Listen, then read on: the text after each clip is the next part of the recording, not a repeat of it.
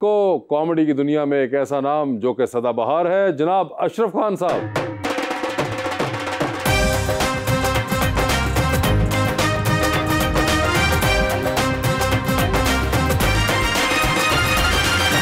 उनका साथ देने के लिए हमारी दूसरी मेहमान मॉडल रिमशा शेख।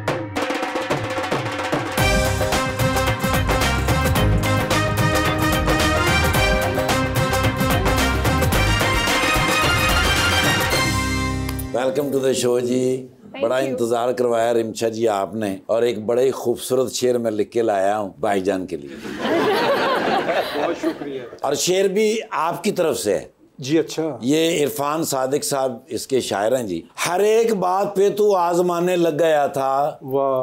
हर एक बात पे तू आजमाने लग गया था, मैं तेरे हाथ कहाँ से जमाने लग गया था, मिला ना वक्त मुझे तितलियां पकड़ने का, मैं छोटी उम्र में रोजी कमाने लग गया।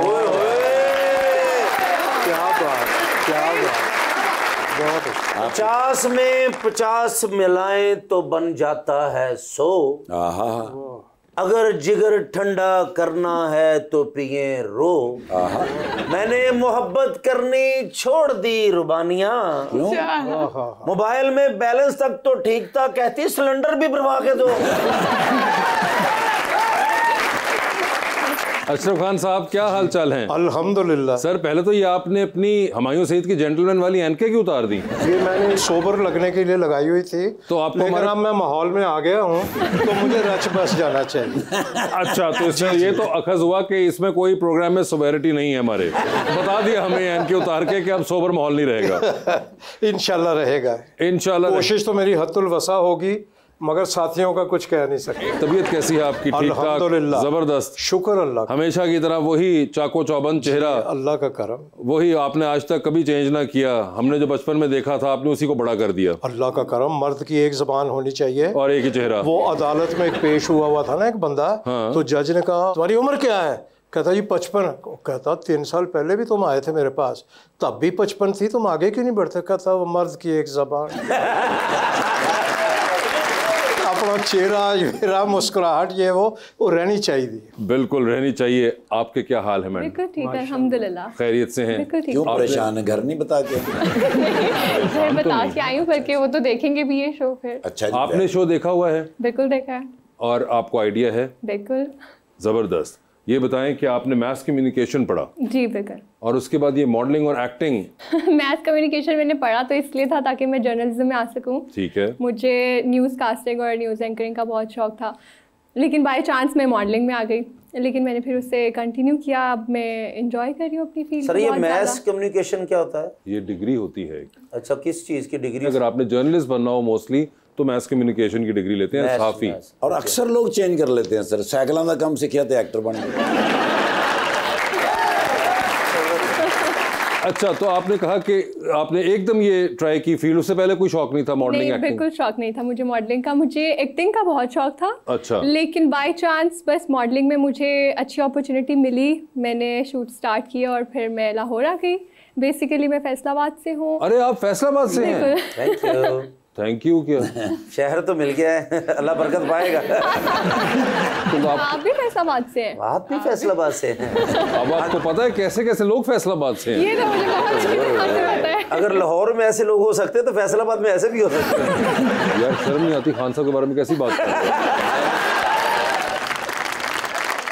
मैं 2 in 1 हूँ। मैं फैसलाबाद भी हूँ और मैं लाहौर भी हूँ। फैसलाबाद आप? जी, मैं फैसलाबाद में भी रहा हूँ। अच्छा जी, इनको पता है। नानके उधर, सारा कुछ फैमिली उधर। आपका ननियाल फैसलाबाद है? जी। ओए होए, और फैसलाबाद में ननियाल, इधर ददयाल। और फैसलाबाद की जितनी खिदमात हैं इस शोबिज़ के लिए शायद किसी और शहर की हो। गुजरांवाला, फैसलाबाद, इन्हीं के वो लगाए हुए पौधे यहाँ सारे माशाल्लाह फल फूल रहे हैं। वाह वाह। और बहुत टैलेंटेड लोग। सिर्फ एक नाम अगर आप नुसरत फ़तेह अली साहब का ही ले लें, बिल्कुल, तो फैसलाबाद। आपको भी इल्म था ये सारा कुछ फैसलाबाद के बारे में? मुझे है बिल्कुल। ज्यादा नहीं है, कॉमेडियन पाकिस्तान में बहुत कम है और मेरे फादर इनके बहुत बड़े फैन हैं। इनके बहुत बड़े फैन हैं। मेरी मामा बुलबुले ड्रामा बहुत शौक से देखती हैं और 50-50 मैंने नहीं देखा है लेकिन मैंने सुना बहुत है उसके बारे में। सुना बहुत है। देखो आपके अंदर फनी स्ट्रीक है? नहीं नहीं है। मुझे अगर कोई पहली दफा मिलता है तो वो पहचान नहीं सकता कि मैं फैसलाबाद से हूँ, बल्कि मुझे कहते हैं कि आप लगती नहीं है। आप कहाँ की लगती हैं? वो क्या कहते हैं? मुझे नहीं पता, लेकिन यही कहते थे कि फैसलाबाद से नहीं लगती। आपको जुगती नहीं आती, ऐसा कैसे हो सकता है कि आपको जुगती? तो आपने कभी ट्राई की वैसे? कोई जोक सुनाए चले। अच्छा, फिर मैंने इनके बारे में बहुत सुना है कि जो भी लड़की आती है उससे शादी करने के बड़े ये मुंतजिर रहते हैं। ठीक है। मैं सोच के आई थी ये कहूंगी कि मैं शादी पूरी दुनिया में किसी से भी कर लूंगी, कैसर मियां से नहीं करूंगी। वैसे वजह क्या आपके जहन में ठहरी बिसाइड्स द ऑब्वियस? इससे पहले मैंने सोचा, अरे मैं पहले ही बता दूं, sorry, no chance. No chance. लेकिन मैं तो अपने भाई की बात आज करनी थी, उसकी शादी करनी थी। मुझे मेरी जिंदगी का हमसफर मिल चुका है। अच्छा, वाह। अगर आप कुछ कहना चाह रही हैं जी। मैं सर से कहने लगी थी कि जब से हमने आपको देखा है इतने सालों में, आपकी मूंछें बहुत खास हैं। एक्टर्स जो होते हैं उन्होंने बहुत अलग अलग कैरेक्टर्स करने होते हैं, तो इसमें मुश्किल तो होती होगी आपका करियर। उमर शरीफ साहब हॉलीवुड के एक्टर, सारी ज़िंदगी मूंछें नहीं उतारी। यहाँ इजाज़ साहब होते थे पाकिस्तान में, उन्होंने मूंछें नहीं उतारी। इंडिया में राज कपूर साहब ने कभी मूंछें नहीं उतारी। तो एक्टर ज़रूरी नहीं होता कि उसकी मूंछें उड़ा दें तो एक्टर लगेगा।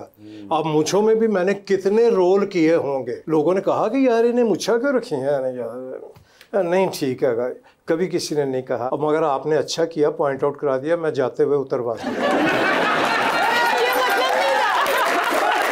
मगर वैसे कभी खान साहब कोई डिमांड आई कभी कहीं से कि अगर मूछे? जी, एक प्ले था पीटीवी का, सुपर हिट प्ले था, उसका नाम था अल हमरा। वो बख्तियार अहमद साहब ने किया था। तो मैंने कभी मूछें नहीं उतरवाई थी, तो उन्होंने मुझे बुलाया, उन्होंने कहा जी एक रोल आपसे कराना है और आपकी ज़िंदगी का बेस्ट रोल होगा। मैंने कहा यार पता नहीं क्या कराने लगे हैं। मैंने कहा जी फरमाइए। तो ये जो जॉर्ज फर्डिनेंड का रोल है ना, अल हमरा ड्रामा था, वो पहले मैंने किया था 70s कुछ में। अच्छा। उसके बाद फिर शाहीन हुआ, तो फिर हमारे दोस्त ने, राशिद महमूद साहब ने भी किया। तो मुझे कहने लगे ये रोल आपने करना है। मैंने कहा जी ज़रूर करना है, क्योंकि रोल में खासा वो क्रिश्चियन किंग था और मुस्लिम किंग तलत हुसैन साहब थे, खुदा गरी के रहमत करे। रोल बड़ा स्ट्रॉन्ग था। तो वो मुझे कहने लगे ये फिर मूछें कब साफ कराएंगे? मैंने कहा जी। तो मैं उस नतीजे पे पहुंच गया कि अब ये ड्रामा मुझे छोड़ना ही होगा। अच्छा। तो उन्होंने एक फटा पुराना वो किताब थी, उसमें वो दिखाई एक शबी थी। तो कहना ये कौन है? वो ऐसे लगा कि मैं ही हूँ। मैंने कहा जी ये तो मुझसे बहुत मिल रहा है। कहना कि इसकी मूछें हैं? मैंने कहा नहीं। वो हामी भर ली। उन्होंने कहा जी मूछ तो उतारनी होगी इस रोल के लिए। वो जितने दिन रिकॉर्डिंग होती रही, मैं रुमाल रख के घूमता रहा, जैसे गांव से आया हुआ दूल्हा रखता ना रुमाल अपने, मैं वो रख के घूमता। वो एक ड्रामा था जिसके लिए उतरवाई। वैसे क्यों सर, इतना क्या? नहीं, दिल ही नहीं चाहता। अल्लाह माफ़ करे, बंदे को पता होता है कि मैं ये प्याला कटिंग कराऊंगा तो मेरी शक्ल कैसी निकल आएगी। लेकिन आपकी भाईजान बहुत प्यारी शक्ल है। ये परेशानी तो वासिफ भाई को है ना? हाँ सही कह रहे हैं। मगर भी मुझे बताएं खान साहब, से क्या कभी कोई आपके ज़हन में वहम किया कि अंदर से मुंह नहीं निकलेगा? क्या होगा? खास वजह नहीं है, बस एक चेहरा होता है ना अपना, जो आज शीशे में देखता है आदमी तो वो लगता है। वो 7-8 दिन जो अज़ियत के गुजारे थे मैंने अल हमरा ड्रामे के। तस्वीर है आपके पास उसकी? मेरे पास है, मैं आपको दिखाऊंगा। मैं देखी, इंज लगता चाइना का सदर आया।